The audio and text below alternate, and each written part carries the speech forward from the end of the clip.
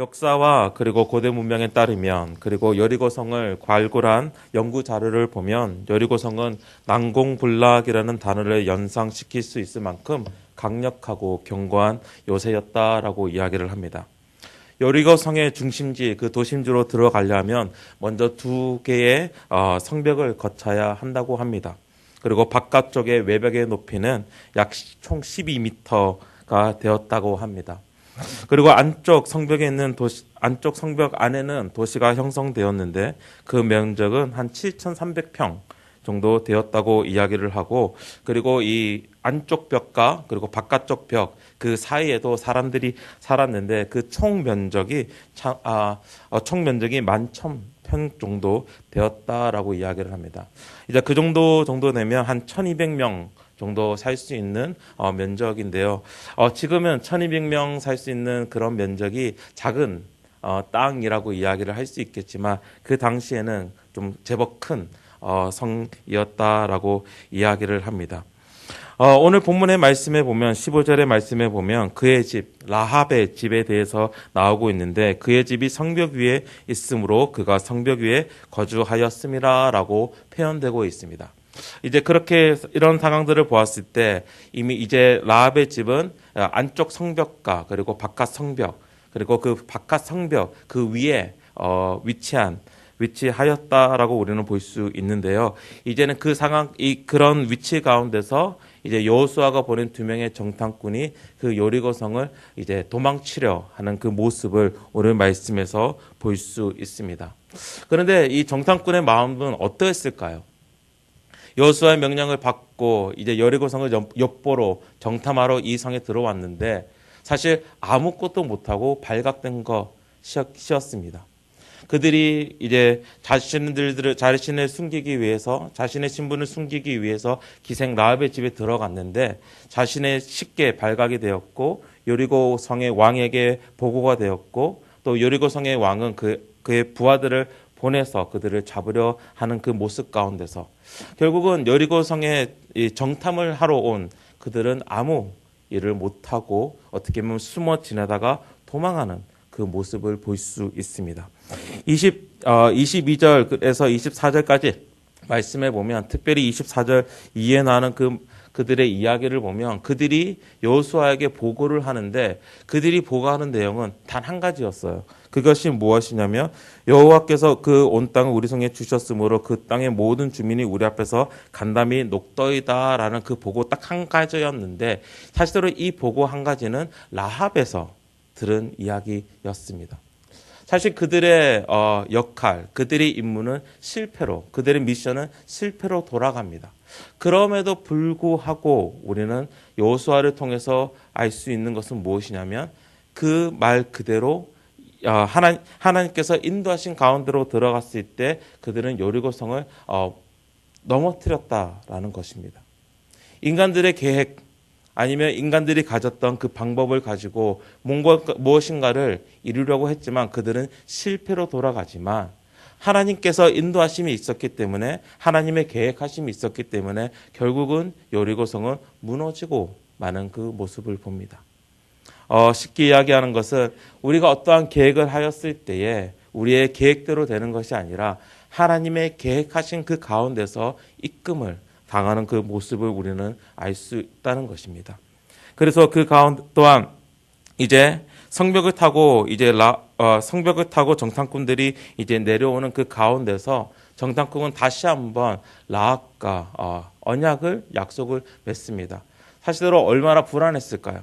성벽을 타고 내려오는 그 가운데서도 어떠한 안전을 위해서 다시 한번 라합과 약속을 맺는 것입니다. 왜냐하면 라합이 조금이라도 마음이 변해서 이 사람들이 도망했다라는 것을 보고하게 되면 또 그들은 순식간에 잡히기 때문에 다시금 그들은 라합과 언약을 맺습니다. 약속을 합니다. 그것이 17절에서 27절까지 말씀인데요. 저희들 다시 한번 이 구절을 좀 함께 읽도록 하겠습니다. 17절에서 20절 말씀입니다.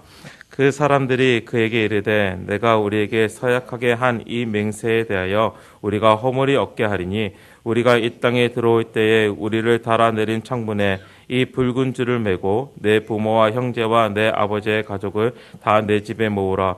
누구든지 내 집 문을 나가서 거리로 가면 그의 피가 그의 머리로 돌아갈 것이요 우리는 허물을 없으리라. 그러나 누구든지 너와 함께 집에 있는 자에게 손을 대면 그의 피는 우리의 머리로 돌아오려니와 내가 우리의 일을 누설하면 내가 우리에게 서약하게 한 맹세에 대하여 우리에게 허물이 없으리라 하니. 오늘 이 말씀 가운데서 이 서약을 하는 약속을 하는 가운데서 붉은 줄이라는 이 단어가 나옵니다.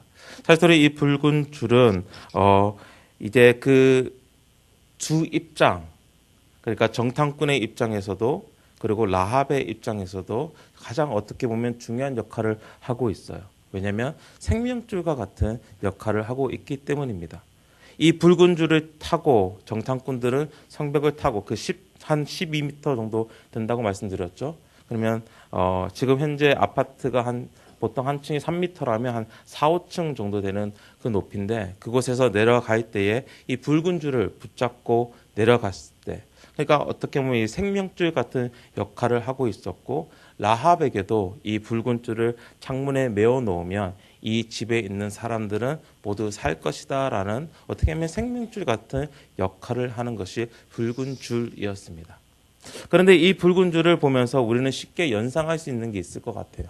그리고 오늘 그 정탐꾼들이 약속하는 그 단어들 가운데서 언어들 가운데서 우리는 쉽게 연상할 수 있는 떠올릴 수 있는 그런 모습들이 있을 것 같습니다.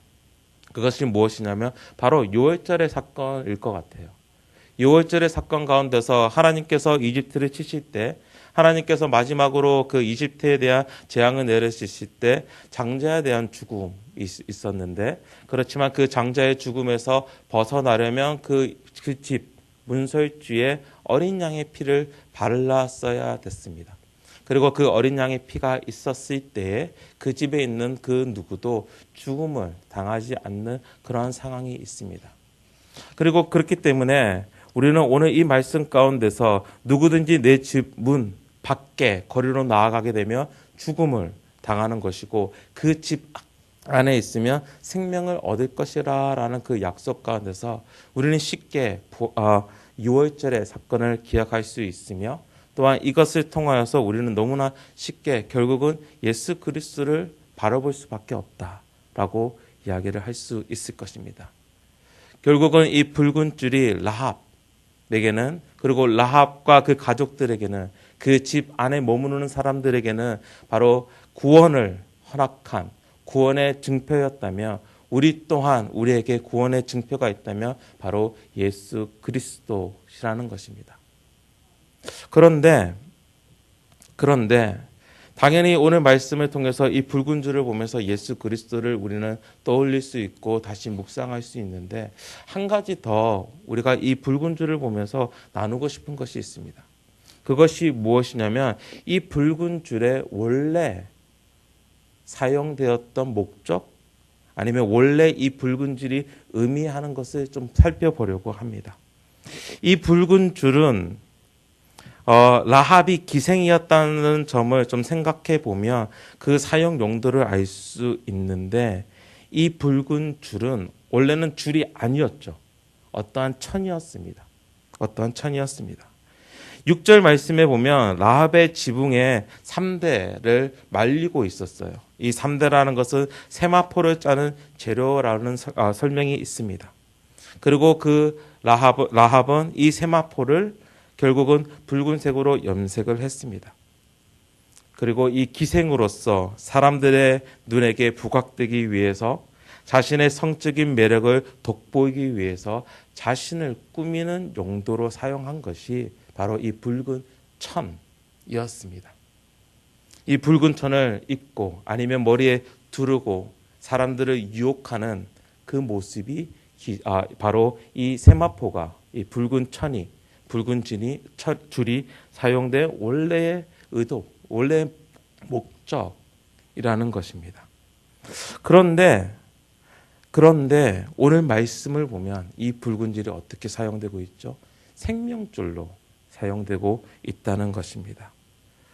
붉은 줄은 결국은 라합이 어떠한 자였는지 어떠한 신분을 가지고 있었는지 보여주는, 그리고 어떻게 보면 이 붉은 줄은, 붉은 천은 얼마나 이 여자가 비천한 존재인지 알려주는 것인데, 결국은 이 붉은 줄은 생명의 줄로 사용되는 그 가운데서 하나님의 구원의 도구로 사용되고 있다는 것입니다. 이와 마찬가지로 붉은 천이 하나님의 구원의 도구로 사용되는 것처럼 라합 또한 기생이었지만, 세상이 볼 때는 비천한 존재였지만 하나님의 구원의 도구로 사용되고 있다는 것입니다. 하나님의 구원의 방법은 절대 우리가 상상할 수 있는 방법이 아닌 것 같습니다. 이미 말씀드렸던 것 같이 많은 학자들은, 그리고 우리가 이 본문을 보면서 쉽게 연상할 수 있는 것은 예수님의 그 피라고 말씀드렸는데, 그렇죠. 우리에게는 예수님의 피가 아름다운 거고 고결한 것이잖아요. 그렇지만 실제로 예수님의 피가 그렇게 아름다웠을까요? 실제로 십자가에 달리신 예수님의 모습이 고결한 모습이었을까요? 오히려 눈을 그쪽으로 돌릴 수 없을 만큼 비천한, 세상에서 가장 약했던 그곳이 바로 십자가였던 것입니다. 피라는 것은 우리에게는 어떻게 보면 거룩하고 보혈하다, 그 보혈의 피라고 이야기하면서 고결하다라고 이야기할 수 있지만, 피라는 것은 실제로 고통의 상징이었고 저주의 상징이었고 죽음의 상징이었다라는 것입니다. 그럼에도 불구하고 하나님께서는 이 죽음을 하나님의 구원의 방도로 사용하고 계신다는 것입니다. 하나님의 구원의 방법은 우리가 상상할 수 없을 만큼, 우리는 어떻게 보면 이 십자가의 도가 미련한 것이다 라고 이야기를 하지만 오히려 하나님의 능력이 나타나는 사건이었다라는 것입니다. 그래서 이 두 가지의 의미를 보면서 우리는 볼 수 있는 것은, 그렇습니다. 예수님을 통하여서 우리가 구원을 받았습니다 라고 이야기할 수 있으며, 또한 이야기할 수 있는 것은 내가 비참한 존재이지만 내가 예수 그리스도로 구원을 받았을 때는 기생 라합이 어떻게 보면 성적인 그 매력을 부각시키기 위해서 사용되었던 붉은 천이 하나님의 구원의 도구로 사용되었듯이, 나 또한, 우리 또한 하나님께서는 하나님의 구원의 도구로 사용하고 계신다라는 것입니다. 교회가 그런 것입니다. 교회 공동체가 바로 그러한 것입니다. 교회 공동체가 하나님의 구원의 도구로 사용된다라는 것입니다. 오늘 말씀에 보면 결국은 제가 이미 말씀드렸던 것 같이 그들은 실패한 자였습니다. 정탐꾼으로서 실패한 자들이었습니다. 그들이 보고할 수밖에 없었던 것은 단지 라합에게 들었던 그 문장 하나였습니다. 그렇지만 하나님께서는 구원을 하십니다. 그것은 하나님께서 하시기 때문입니다. 우리는 하나님의 구원의 도구로 사용될 수 있습니다. 아니, 사용되고 있습니다. 왜냐하면 우리가 구원을 하는 게 아니라 하나님께서 구원을 하시기 때문입니다. 오늘 말씀을 맺으면서 여러분께 함께 나누고 싶은 것은 바로 이것입니다. 이스라엘 백성들이 나중에 이 여리고 성을 점령하기 위해서, 함락시키기 위해서 어떻게 그들이 여리고 성을 공격하고 있습니까? 그 성을 돌았습니다. 7일 동안, 6일 동안 매일 한 번씩 그 성을 돌았습니다. 그리고 7일째는 하나님의 말씀대로 7번을 그 성을 돌았습니다. 그들이 돌면서 그 성벽을 보면서 무엇을 보았을까요? 붉은 줄을 보았을 것입니다. 붉은 줄을 보면서 그들이 무슨 생각을 했을까요? 하나님께서 이 성을 무너뜨린다. 하나님께서 이미 이 성을 주셨다는 그 약속을 그들은 매번 돌면서 그것을 생각했을 것입니다.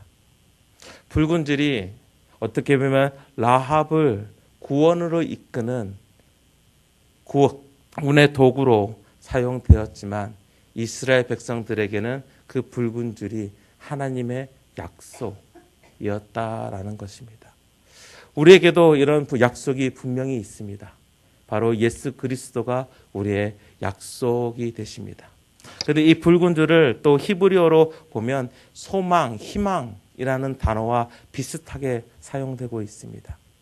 결국은 이스라엘 백성들에게는 이 붉은 줄을 보았을 때 하나님께서 우리를 가나안 땅으로 인도하시겠구나라는 그 분명한 약속의 소망이 주어졌을 것이라는 것입니다. 우리에게도 붉은 줄 예수 그리스도가 있습니다. 우리가 이 예수 그리스도를 통해서 구원을 얻었으며 또한 이 예수 그리스도는 우리의 산소망 되십니다. 그렇기에 오늘 하루 정말 하나님의 백성으로서 또한 구원받은 백성으로서 나아가실 때에 정말 우리의 붉은 줄 대신 예수 그리스도를 더욱 묵상하시고 또한 그 묵상하실 때 천국의 소망을 오늘 삶 가운데서 마음에 두고 정말 마음 가운데서 넘치도록 살아가시기를 주님의 이름으로 부탁드리며 축원합니다. 우리 사회도 함께 기도하도록 하겠습니다.